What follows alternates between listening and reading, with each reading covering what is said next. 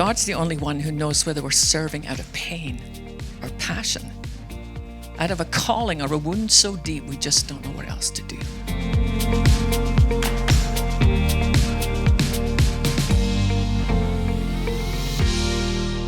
On today's episode, Sheila Walsh will explain the origins of her deep insecurities that led to a mental breakdown and what she learned through that experience.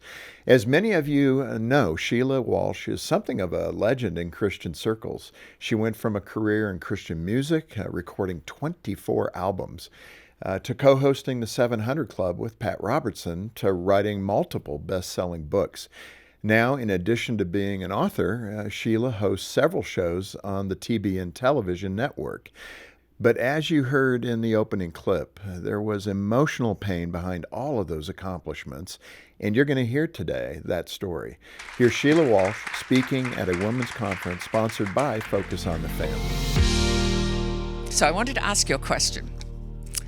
What would you say if you could sit down and talk to your 21-year-old self? If it was just the two of you in a room, and somehow you wanted to give her a little bit of a heads up as to what her life would be like, that it wouldn't be perhaps what she thought it might be. So that's actually how I kicked off writing this book, It's Okay Not to Be Okay, that I noticed was in your bag. And what a kind thing to do that. Thank you. So let me just tell you what I would say. I wish I could take my 21-year-old face in my hands and tell her, it's okay not to be okay. I promise. Would she have believed me? I don't think so. She was determined to get everything right.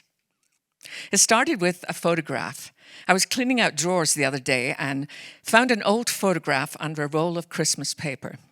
I sat down on the sofa and studied the picture. I'm in a white dress and a graduation gown, 21 years old, graduating from London Theological Seminary. My hair is short and dark. That's actually my natural color. I said to my hairstylist the other day, do you think I should ever go back to my natural color? She said, you no longer have a natural color. It's good to know. In the photograph, I'm smiling, confident, ready to take on the world for Jesus. My heart aches because there's so much I'd love to tell her. Moisturize your neck. You'll thank me later. No, but if I only had 10 minutes, I'd cut to the chase. And I'd tell her this will not be the life she imagined. I'd tell her that she will disappoint people and they will disappoint her, but she'll learn from it. I'd let her know that she'd fall down over and over again, but rather than understanding the love of God less, she'll understand it more.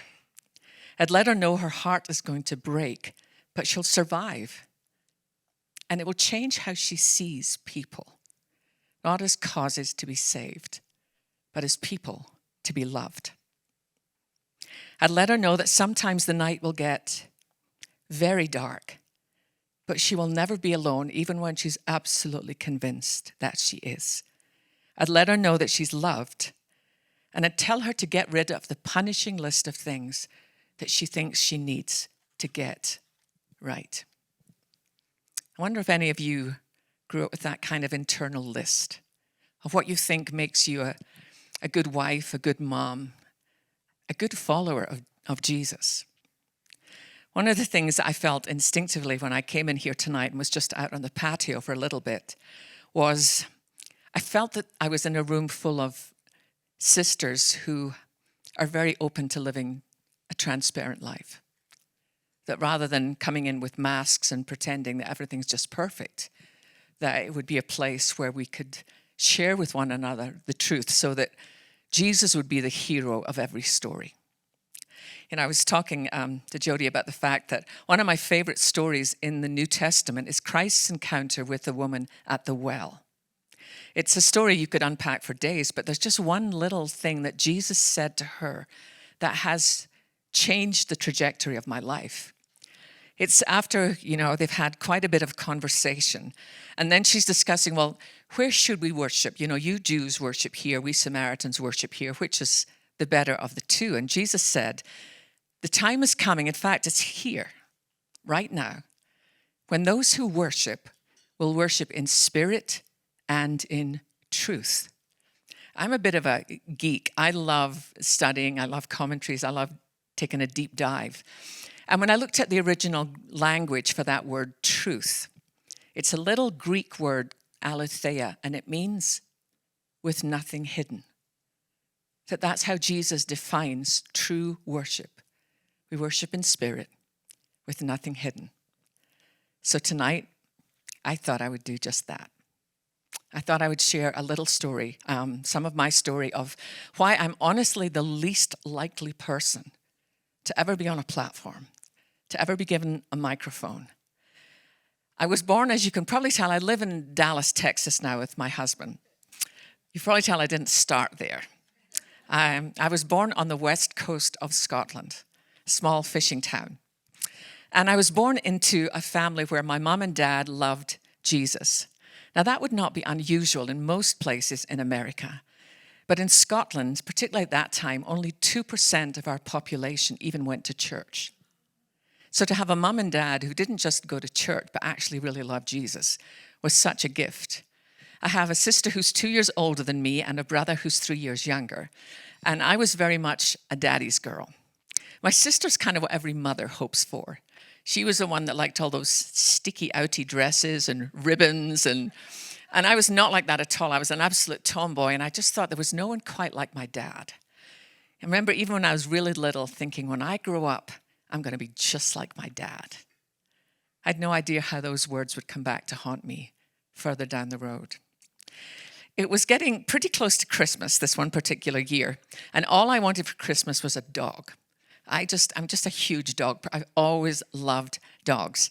And so I remember saying to Dad, do you think for Christmas I could get a dog?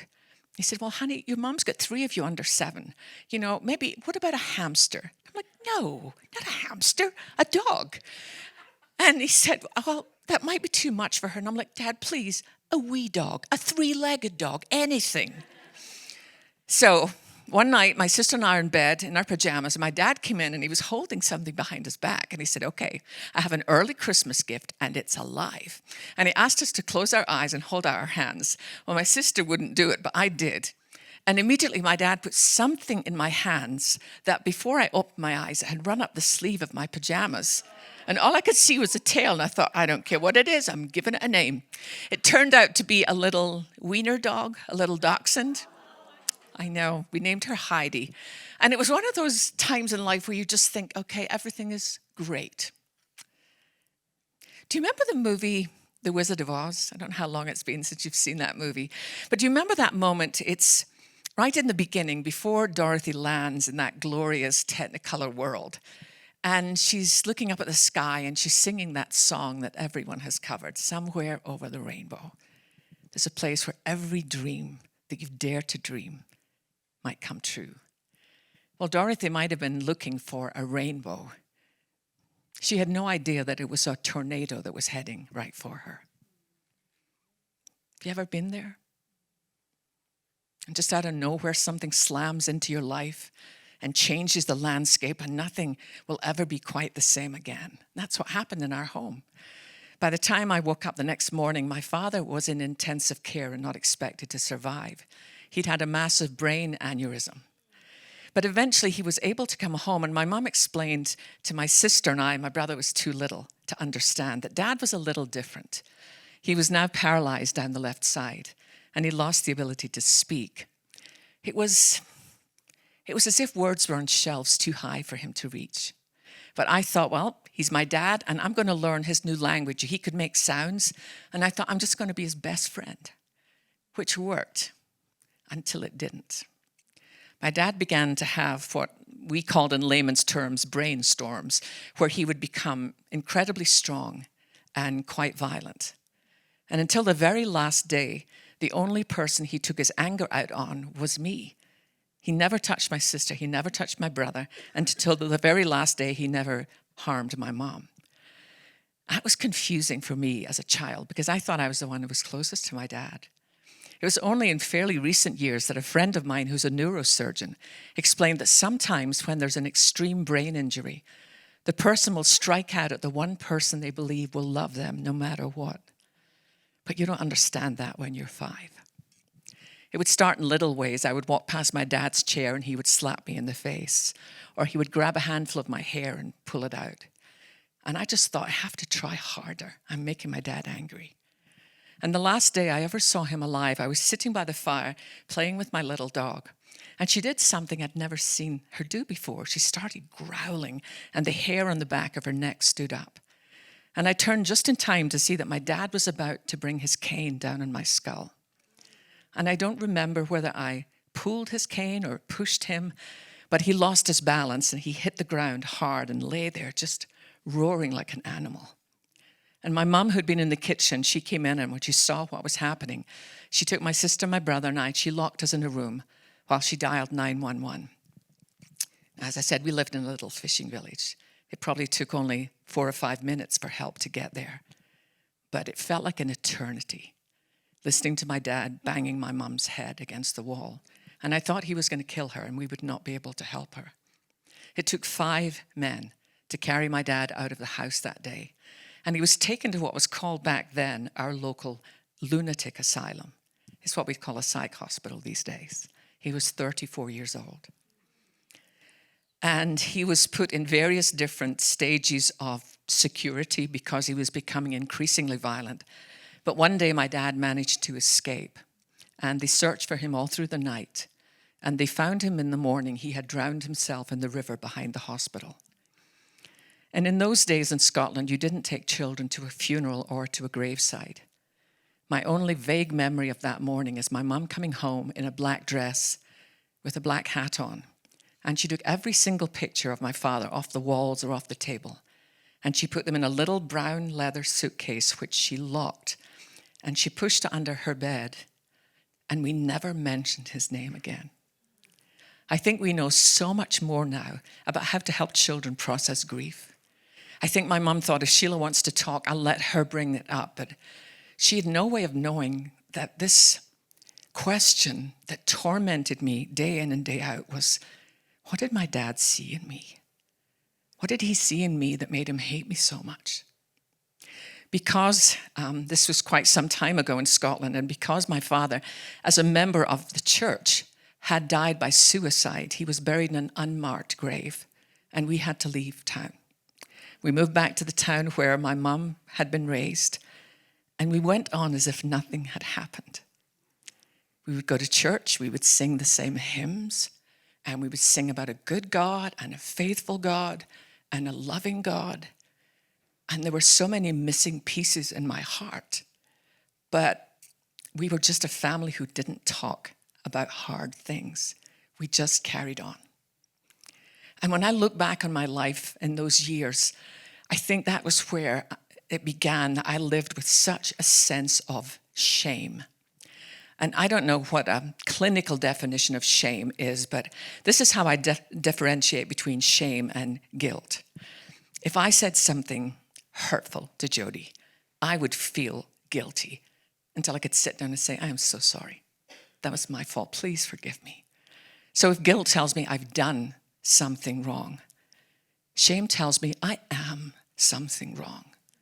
And what do you do with that? You know, it would be fascinating, girls, if we had time to hear a little bit of every one of your stories, because we all have one. And when something happens in childhood that you don't know what to do with, you just kind of push it into the cellar of your soul. But even though you think you've buried it alive. It's still there. And we find some way of going on, some kind of mask to wear to make it possible to function well. Sometimes we turn to spending too much money because we think if I look better on the outside, perhaps I'll feel better on the inside. Some days we turn to prescription medication or to alcohol or to relationships. I found the perfect place to hide. Christian ministry. And think about it. Who's going to come up to me and say, put that Bible down or we're going to have an intervention? No more 2 Kings for you, lady. But God's the only one who knows whether we're serving out of pain or passion, out of a calling or a wound so deep we just don't know what else to do. When I was 12 years old, my mom took me to hear Scotland's only gospel group. They were terrible. But the thing I do remember about that night was the gentleman at the end said, God has no grandchildren. He only has sons and daughters. And just because your parents are believers doesn't mean you are. You get to choose for yourself. And so that night I asked my mom to pray with me, and my mom led me into a relationship with Jesus. And she said something that would be good news to most people. But have you ever noticed that you tend to hear things through the broken window of your own life? She said, Sheila, not only is Jesus your Savior and Lord, you have a Heavenly Father watching over you. And I remember at 12 thinking, I've got one more chance to get it right. Whatever my earthly father saw in me that made him hate me so much, my Heavenly Father is never going to see that. I am going to be the perfect Christian if it kills me. And it almost did. I went to seminary in London to train to be a missionary in India. But God redirected my steps, and I ended up working with Youth for Christ across Europe and singing with Billy Graham and some of his crusades. And then I was invited to co-host the 700 Club with Pat Robertson. Well, I'd never heard of that. We didn't have any Christian television in Scotland. So I thought, well, 700 what? I wasn't quite sure what it was. So I thought, well, I better watch the program before I say yes or no. So I'm flipping through the channels, and eventually I find it. And I'm thinking, oh, I don't think I've got the wardrobe for that. At that point, I had short, spiky hair, and I wore leather pants on stage. So I went to the mall, and I don't know if this store ever made it to where you're from. It's called Laura Ashley. Just think flowers, flowers, and more flowers. And I went into the store, and I went straight up to the front, and I said to the girl, I have an emergency. I need 3 Christian dresses, and I need them quick. And she brought them out, and I bought them. And I flew to Virginia Beach the next day. And I didn't meet Pat Robertson until 5 minutes before we were live on air. We were mic'd up and taken into a studio with a studio audience and cameras and lights. And I sat down beside Pat Robertson, and they began the countdown. 5, 4, 3. I have never prayed for the return of Christ more earnestly than I did that morning, but he tarried. For the first 10 minutes of the program, Pat was talking to a reporter in Washington, D.C. So I just sat there very quietly. But then he turned to me and he asked me a question. Have you ever had a moment where even as something is coming out of your mouth, you're thinking, no? He said to me, Sheila, welcome to the 700 Club. It's lovely to have you with us. Let me ask you something of a political question. And he said, what is your perspective of the current situation on the West Bank? My mind was a total blank, but unfortunately, my lips kept moving. And I said, no, sorry, I'm with the Bank of America. Yeah. Fortunately, he thought I was trying to be amusing. And that day, he and his wife, Dee Dee, took me out for lunch, and he said, well, it's very clear you're not the Scottish Diane Sawyer. He said, but I do believe that you're the person that God has called to be here. And so for the next 5 years, that's what I did. I sat there every day, but here's the truth. Inside, I was still the same scared little broken girl who wouldn't let anybody get close to her in case you saw what my father saw. You know, it's possible to be very well known and desperately lonely. That's how I lived. But God, in his mercy, it's interesting to me that mercy is such a little word, but it weighs so much. God, in his mercy, let my life hit the wall at 200 miles an hour. I had never heard of clinical depression. Certainly not if you're a Christian. Absolutely not if you're on a television show that prays for people to be healed. But I would go to the ATM machine and couldn't remember my 4-digit PIN. I couldn't sleep. I couldn't eat. And I had this overwhelming weight of sadness. Not just like a bad day, but this is as if someone soaked a blanket in ice cold water and draped it over my heart. So I'm interviewing my first guest of the day, and I ask her a question. And instead of answering my question, she kind of turned the tables on me. And she said, Sheila, you sit here every day and you ask us how we're doing. How are you doing? And I wasn't expecting it. And I didn't have time to pull up my wall. And there was such kindness in her eyes. And I started to cry. And I couldn't stop. I hadn't cried in years, but I couldn't stop. And eventually our director threw to a commercial break, and I took off my microphone and I walked out of the studio and I locked myself in my dressing room. And as far as I was concerned, my life was over. If the whole deal you've made with God is, I'll get everything right and you'll not stop loving me, and then you fall apart on national television. As far as I was concerned, the deal was off.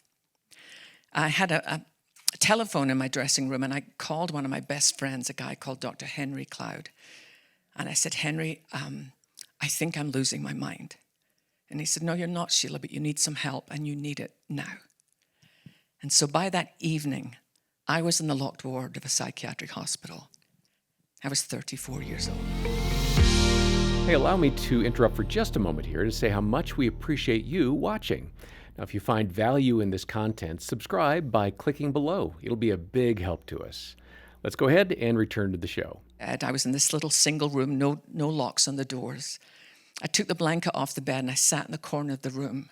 And honestly, I felt as if I'd gone to hell. I've never felt so alone, so dark, so abandoned in my life. I was aware of people coming to the door every 15 minutes, but I never looked up. I just kept sitting there with my head on my knees. But at 3 o'clock in the morning, the person who came in walked all the way to where I was. And when I saw their feet by my feet, I looked up. Looked like maybe a doctor going off duty. But he was holding something, and he gave it to me. It was something you give a child. It was a little stuffed lamb. And he turned and he walked to the door. And when he got to the door, he stopped and he turned and he said just one thing. He said, Sheila, the shepherd knows where to find you. The shepherd knows where to find you. And that one moment began the most amazing adventure of my life, of discovering the love of God is never based on our performance. It is based on the finished work of Christ. And the image that this little lamb brought back to me was when we were growing up, my mom was a farm accountant. She did the books for the farmers and the shepherds.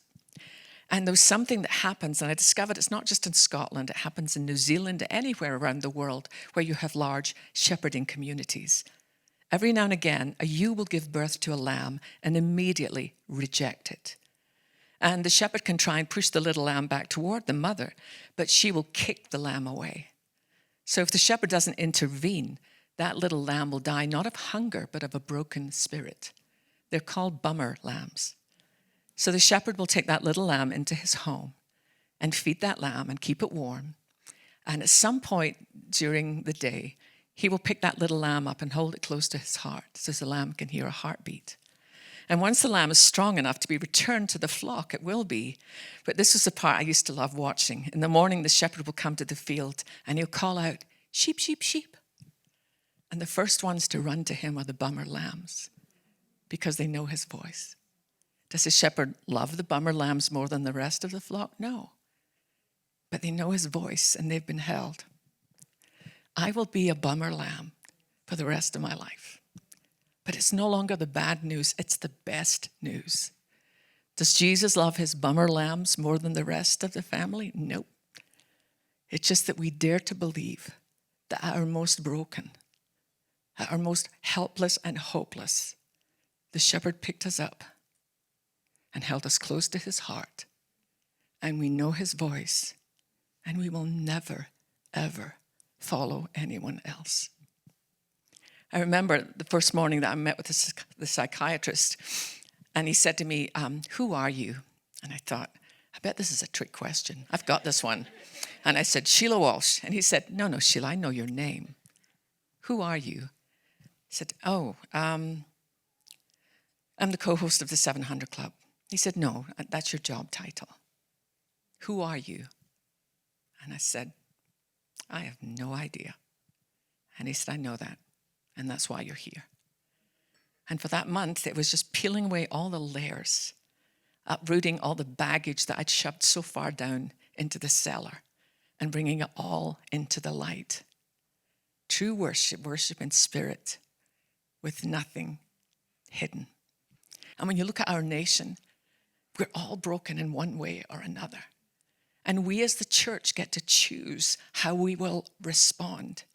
Do we feel as if we have to be God's PR agents and make God look good because we look good? Or are we willing to allow our scars to be shown? You know, I think God tells his story in scars. I think it's so interesting that the only scars in heaven will be the marks of Christ. He could have left them behind when he rose. He could have left them behind with the linen cloths, but he didn't. And I think if Christ is not ashamed of his scars, and there's a difference between an open wound and a scar. We all have a story, and we need a level of healing and understanding before we're able to share what God has done. I wanted to read a psalm to you, one that you're going to be very familiar with, but it's a psalm that means the world to me. And then I'll tell you why. When David wrote Psalm 23, I don't know if you've ever noticed this, but he spends the first 3 verses, he's talking about God. When he gets to what we call verse 4, he pauses and he begins to talk to God. The Lord is my shepherd. I have all that I need. He lets me rest in green meadows. He leads me beside peaceful streams. He renews my strength. He guides me along right paths, bringing honor to his name. And then David lifts his head. Even when I walk through the darkest valley, I will not be afraid, for you are close beside me. Your rod and your staff protect and comfort me. You prepare a feast for me in the presence of my enemies. You honor me by anointing my head with oil. My cup overflows with blessings. Surely your goodness and mercy will pursue me all the days of my life, and I will live in the house of the Lord forever. I don't know if you've ever visited Israel. I was there last year. And in Israel, shepherding is different. In Scotland, you always see the shepherd coming behind the sheep, and he'll have his sheepdogs with him. It's the same in all the other countries where they have large flocks. But in Israel, you'll never see that. In Israel, the shepherd always goes ahead of the flock, just to make sure there's no crevice that a sheep could fall into or no danger. But the interesting thing is his 2 dogs will always come behind his flock. And I realized when I read this psalm that those 2 dogs are in Psalm 23. They're called goodness and mercy. We will be dogged by goodness and mercy all the days of our life. Whew, that was so good. Sheila has been through so much, and she seems to really have mastered the art of holding on to God no matter what. What a testimony. And now we're going to hear the rest of the story, how Sheila's mom, Betty, coped with her life as a single mom of 3 kids, living in poverty, never speaking about what happened to Sheila's father. And this presentation was given to our staff the next day. Here we go. I want you to go with me, if you will, to a small, very small Baptist church on the west coast of Scotland. It's a cold, rainy, windy day. And someone is passing by the doors of this church, which suddenly open, and people begin to pour out. And this gentleman is looking, thinking, well, I've passed this church before, but there's usually not very many people there. But there were so many people coming out that eventually he decided to stop and ask a question. And he said, what was going on here today? And they said, it's actually a funeral service. It's a memorial service. And he said, oh, wow, is there like some local celebrity? And they said, no, it's just, it's a woman named Betty. And he said, well, was she a book writer? Did she do, what did she do? And they said, well, nothing really, but she just was faithful to God. And when he asked me, because I was the person they were asking the questions of, did you know this person? I said, yeah, that was my mom. It's interesting, nobody, unless you lived in our little town, would be familiar with the name Betty Walsh. But the church was packed that day because of the way that my mom touched lives in ways that were never lauded on television or in writing, unless it's in my books, but faithfully served God in the way that matters. And there's something so beautiful about living a life that heaven celebrates. And I decided this morning to bring 3 things that have made a significant impact in my own life, and they're things that actually belonged to my mom. The first one is my mom's Bible. She was given this Bible in 1942. She was 12 years old. She won it as a prize in a flower pressing competition. In fact, in Psalm 23, you'll still find a Scottish bluebell pressed in there. But the reason I treasure it so much isn't just that it's my mom's Bible. It's what she wrote when she was 12 years old. In the back of that Bible, in her beautiful penmanship, which we seem to have lost these days, my mom had the most beautiful penmanship. She wrote this: "Grace is undeserved favor. It is love stooping." Grace is undeserved favor. It is love stooping. I work quite a lot with girls who are caught up in sex trafficking. I work mostly in Bangkok in Thailand and Phnom Penh in Cambodia. And I'd been in this one particular area where a lot of these young girls live. And it was about 100 degrees that day, and their homes are all built over the local garbage dump. So the stench was quite overwhelming. And after a few hours, I slipped out of the back to just get a breath of fresh air. And I saw something that was very stark in the contrast. On one side, you have this area where these young girls are literally dying, starving, ill-treated, abused. And then right beside it was this gorgeous Buddhist temple with the most amazing gold dome. So I said to my interpreter, I would like to talk to one of the priests if they're willing to talk to me. And this was my question. Do you ever consider taking some of the wealth that you obviously have and sharing it with those who are literally dying on your doorstep? And his answer was very straightforward. He said, "Oh, absolutely not. The poor do not deserve our help. If they will take the little they have and give it to us, then perhaps next time they will be reincarnated into a better life." It's karma. But we know that grace is the antithesis of karma. We get what we do not deserve. You cannot turn on the news these days without seeing all the unrest that's going on, not just in the Middle East, but across our nation. And so many religions ask their followers to shed their blood to prove their loyalty. We are the only ones where our Savior shed his blood so that we could be free. Grace, unmerited favor. It is love stooping. The second thing I brought to show you are the pearls that my mom wore on her wedding day. You can kind of tell by the box that they are in that, there you go, that they're old.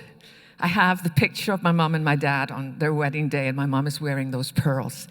And I treasure them because she loved them, but there's a deep spiritual truth in those pearls. If you think about it, if you think about how a pearl is formed, the grains of sand will get inside an oyster and irritate the flesh. And so what the oyster will do is coat those grains of sand with calcium, saliva. And it's an ongoing process. It could take about 3 years for a perfect pearl to be formed. So if you think about it, a pearl is simply this: a victory over tribulation. A pearl is a victory over tribulation. If you have lived more than 10 minutes, you know that life can be irritating. If you're a Christian, make it 8 minutes. Life is hard, but you and I have the opportunity to spend the rest of our days making pearls. That's what I watched my mom do. Every irritation that came into her life, every hardship, she coated it with prayer. And she lifted it up to the Lord. She spent her life making pearls. Let me give you just a little example of the way that my mother's faith impacted me. My brother, who's 3 years younger than I, had hit one of those spurts that boys do when they suddenly shoot up several inches overnight. And he needed new long pants for school. But my mom lived on a widow's pension, there was just nothing in the budget. There was no extra give. So after dinner that night, she said to my sister, my brother, and I, come and join me by the fire. And we sat there, and she said, we're going to ask Jesus for long pants for your brother. I remember thinking, okay, does he keep long pants in heaven? Do the angels wear long pants? But my mom prayed a very simple prayer.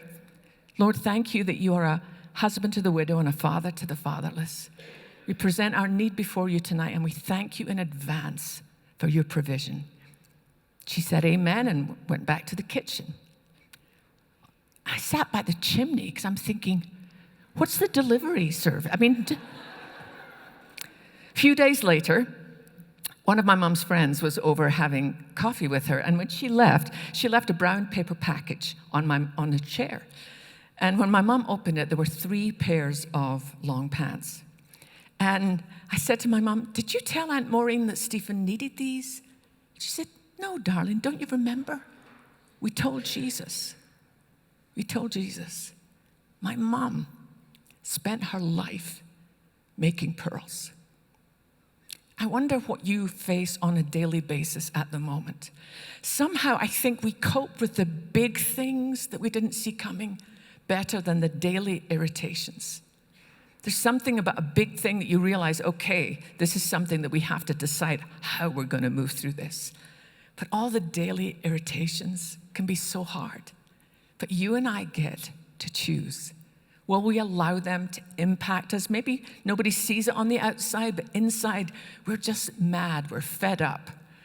Or will we determine that from this moment on, we will spend our life making pearls? We get to do this. It's like we're part of God's secret kingdom, where the way that the world responds, the way that we're told to respond, we don't have to do that. We can live every day openly, gratefully receiving the grace that we know we don't deserve, and also facing everything, knowing that we can make pearls. And one day, perhaps we'll get to throw them at his feet. I'm not going to show you the third thing right away, and I'll explain why. It was about 4 o'clock in the morning, and the phone rang. I hate when the phone rings in the middle of the night. You always assume there's something wrong with someone, and it was my sister calling from Scotland to say that my mom had taken her last breath on this earth and her first breath in the presence of the Lord. And she was about to turn 88. In fact, I had her birthday gifts wrapped, ready to send to Scotland. But I don't think you're ever ready to say goodbye to your mom. So I flew to Scotland, and in Scotland, funerals are very different than I've experienced here in the States. My husband is from Charleston, South Carolina. And when his mom and then his father died, it was a much bigger event. You know, there was a viewing, and then casseroles. A lot of casseroles. I don't quite get it. Your mother's dead, here's a sausage casserole. But there you go. Well, in Scotland, it's not like that. In Scotland, what happens is that you're just placed in a simple white robe, put in a pine box, and that's it. But I wanted to see my mom one last time. Now, I knew she wasn't there. I knew she was home. But it mattered to me, so I called the funeral home and I said, I realize this is not typical in Scotland, but would it be possible before tomorrow's service for me to come and see my mom? And they said, absolutely. If you can come now, we will put your mom in a little room and we can unseal the casket. So I went in and I just knelt down beside it and said, well done, Mom. Well done. You did it. You ran your race. You lived in the grace of God. You made pearls every day of your life, and you made it all the way home. You were faithful. At the end of the service, my sister and I went back to the house so that we could take all my mom's things. And Frances, my sister, said to me, "Now, you know, Mom wants me to have her gold watch, and she wants you to have her engagement ring." And I said, "Yeah, I remember that." Well, we found the watch, but we couldn't find the engagement ring. So I said, "Well, I'll go talk to the matron." So I went down and I said to the matron, "Hi, I'm Betty Walsh's daughter, and I was wondering, do you know where my mom's engagement ring is?" And she said, "Oh, there's a story there." And I said, "Oh, do tell." And she said, one evening when all the ladies were gathered in the lounge, one of their sons had bought a huge box of Belgian chocolates for his mother, and your mom was kind of eyeing them up. And then eventually she said, "I'll swap you." And the woman said, "So what are you going to give me?" And my mom said, "My engagement ring." And the woman said, "Deal." So the matron said to me, "Sheila, don't worry, I can get the ring back." And I was like, "No, if my mom enjoyed the chocolates, let that woman enjoy the ring." Because there was only one thing I wanted, and it was this little picture that hung above my mom's bed all my life. She was given it when she was just a little girl, and it's how she lived her life. On the days that were the hardest days in life, she laid her head down on the pillow under that declaration, "Yes, Lord." When she'd get up in the morning with not enough money to pay bills, not quite sure how she was going to manage to raise 3 children herself because she never remarried, the first thing that she would cast her eyes on was that, "Yes, Lord." And I used to tease her when I was a know-it-all teenager. I used to say to her, "You don't know what you're saying yes to." And she would say, "No, but I know who I'm saying yes to."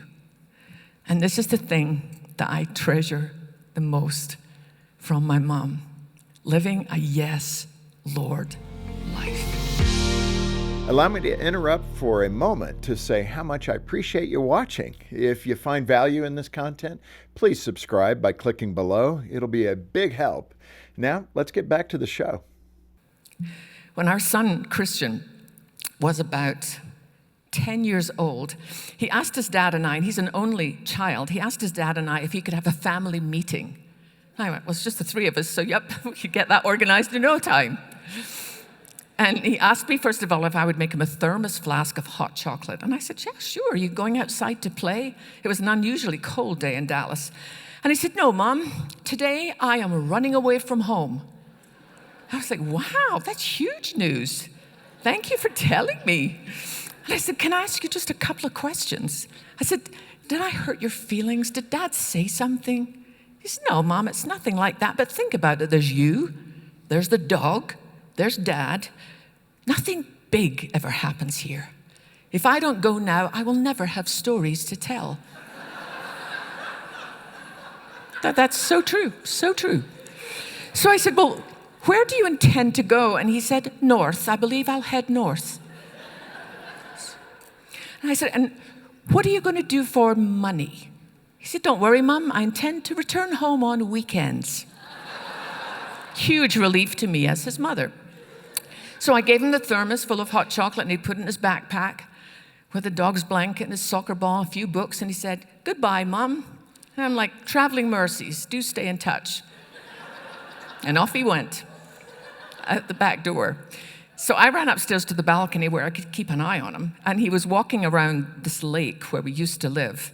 And eventually, after a while, he sat down by the tree where he and his friends sometimes fish, spread out the dog's blanket, poured himself some hot chocolate, and began preparing for life in the north. And I thought, well, what will I do when he moves on? And I thought, well, I'll just take the dog and I'll follow behind, and I'll try and stay far enough back that he doesn't see me. And if he does, I'll just say, "I'm so sorry. I had no idea this was north." Directionally challenged mother. But eventually I realized he was actually coming home. So I ran back downstairs, and that night when he was all tucked up in bed and we'd said our prayers, I said, "Christian, tell me about today. Did you enjoy your adventure?" And he said, "I did, Mom, but I think I would have enjoyed it more if my bag wasn't so heavy." I thought about that a lot. What would it be like for you and I to make it all the way home? And for Jesus to say, did you enjoy the journey? And for us to have to say, well, yeah, I did, but I think I would have enjoyed it more if my bag wasn't so heavy. What would it have looked like if today, when you came into this beautiful chapel, suddenly all your baggage became visible? I don't mean your snacks or your whatever else. I mean your stuff. The stuff that we just didn't know what else to do with. And so we just shoved it down into the cellar of our souls. Some of you might be surprised by how much stuff you've been dragging through your life. Perhaps sad to realize for what a long time you've been carrying it. But this would be my question. If you saw it, would you want to take it home? Or would you want to take Jesus up on that glorious offer, the last two verses of Matthew chapter 11? Come unto me, all who are weary and heavy laden, and I will give you rest. Take my yoke upon you and learn of me, for my yoke is easy and my burden is light. Ending up in a psychiatric hospital at 34 is one of the greatest gifts that God ever gave me, because it became so clear in the months that I was there that this life that Christ paid so dearly for is so that we can be free. Not burdened by the things from our past, not weighed down by the things that we have done or have been done to us. I sometimes think, what would it have been like if when you came in here today, you said, slight change of plan. Instead of having Sheila Walsh talk, we're actually going to show a movie of your life. Everything. Everything you've ever said, everything you've ever done. Even just the things you think, well, it's not technically a sin because I just thought about it. I didn't really do it. But it was up there on the screen for everyone to see. How would that make you feel? The good news of the gospel is God has seen your movie. God has seen your movie and he loves you. And I think with just little shift in our understanding of being open to receive this outrageous grace of God, of seeing every little irritation and distraction as an opportunity to coat it with prayer, and to wake up every day and every night to lay our head down with these two words, yes, Lord. I even had them tattooed to my wrist. Sorry, Mom. Because Christ loves us so much. When I first moved to Virginia Beach to host the 700 Club, my number one thing I wanted to get was a dog. I'm just a dog person. I love, love, love dogs. And I found this little West Highland White Terrier, and I called him Charlie, after Bonnie Prince Charlie. And this dog had one tennis ball that it loved. It was an awful looking thing. It was chewed up, and I tried to buy him new tennis balls. No, thank you. He liked this old tennis ball. And one day we were out in the park, and I was throwing the ball, and he would bring it back, and I'd throw it. But it had been raining, and the road was a little slick. And I realized I threw it too far. And the tennis ball went through the park gate and out. And my little Charlie followed it. And I'm calling his name to try and get him to stop, but he's not listening. All he sees is this ball, which disappears down a storm drain. And so does my little Charlie. I do everything in my power to lift that metal grate. I broke all my fingernails. I couldn't do anything. So I began to knock on my neighbors' doors. And one of my neighbors came out with his teenage son, and I explained what was happening. And he got a crowbar from his garage and was able to get the metal plate off. And there I could see about 6 feet down was my sweet little dog on a shelf. And I knew if Charlie fell off that ledge, he would be gone. And I said to the man, I don't know what to do. And he said, I do. He said, my son is tall and skinny. I'm going to hold him by the ankles and lower him down. This boy is now in my will. I'm going to hold him by the ankles, and I'm going to lower him down, and he's going to grab your little dog. And I said to him, when you get to him, he's going to be scared. You know, he might nip you, or he might bark, or he might wriggle. But when you get there, grab a hold of him and don't let go. And this darling boy brought my little Charlie back to me. So, imagine for a moment a day in heaven's courts. And the Father says to the Son, I'm going to lower you down into the darkness. And when you get there, they're going to wriggle and scream, and they're going to hurt you. But don't let go. And Jesus said, yes, Lord. That is how much we are loved. Wow, isn't Sheila an amazing storyteller? I could listen to her all day. And if you'd like to hear more from Sheila Walsh, I'd recommend her book called Holding On When You Want to Let Go, Clinging to Hope When Life is Falling Apart. We have that here for you at Focus on the Family, and we'd be happy to send you a copy for a monthly pledge of any amount. Why a monthly pledge? Well, most people tend to donate at the end of the year, but it is really helpful when folks jump on board and give us a monthly commitment. That kind of evens the budget out for the 12 months of the year. Many of us who work here at Focus on the Family support the ministry that way. I hope you can too. And if you can't make a monthly commitment right now, we understand. We'll send you Sheila's book for a one-time gift of any amount. We want to get it into your hands. And regardless of whether you can give, we have a free gift for you. We've assembled a collection of audio downloads that are designed to give you encouragement for very difficult times. And maybe you're in that tough spot right now. Look for the collection called Enduring the Challenges of Life when you visit us online. It features wisdom from Johnny Erickson Tata, Dr. Tim Keller, Dr. Larry Crabb, and Pastor Dwayne Miller shares a miracle caught right there on tape. Plus, we'll include this presentation from Sheila Walsh with extra content. Also, please call us if this show brought up some issues from your past. Our friendly staff would love to hear your story and pray with you. And if needed, you can request a callback from one of our caring Christian counselors. Please let us come alongside of you in the name of Christ. Yeah, you can find Sheila's book, again, the title, Holding On When You Want to Let Go, and access all the help we have for you, including that free audio collection. Just follow the link in the description below. Or call us if you'd like more details over the phone or just need to talk with someone.